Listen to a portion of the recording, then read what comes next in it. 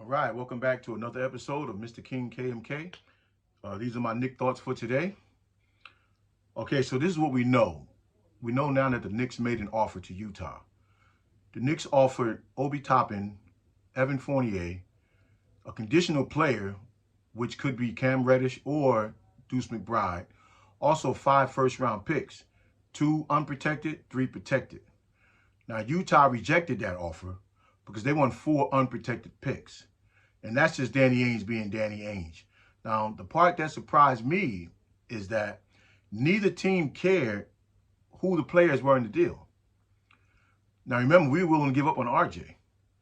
But I'm just looking at our roster. I thought the Knicks were cool with the basic part of our roster. But if the only people you're willing to protect is essentially Brunson and Grimes, then, I mean, that's opening the door now to let the players feel like the Knicks don't care about us. So where do we go from here? Now, that pick that we made them, that to me is a generous offer. I mean, again, we don't want to part with none of our guys. But to get a star, you have to give up a star. And to give up Obi Toppin, a young, future guy who has a bright upside, that's hard for me too. But again, I would do it.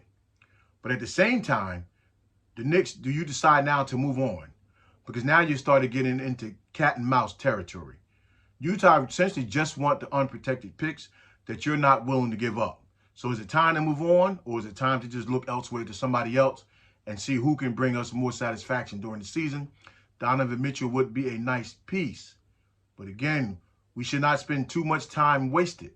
Unless you really believe that the Wizards and the Hornets really did not make Utah an offer, which I believe they didn't.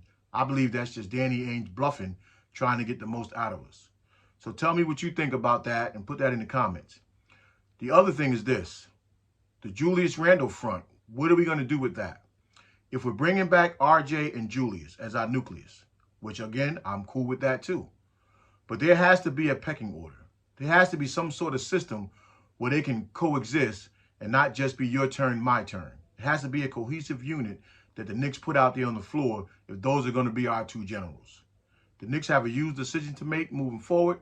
Training camp is roughly a little over a month away, and we have to decide what direction the Knicks want to go in. Are we rebuilding with our young guys? Are we standing pat with the guys we have now, or are we star hunting? If we're star hunting, then let's make the Donovan Mitchell deal. If we're going to stand pat, then let's get RJ and Randall on the same page. Get them working out together. Get them doing things together. The more respectful they have each other's game, the better the Knicks will be. All right, remember to like, comment, subscribe, and I'll see you next time. Peace.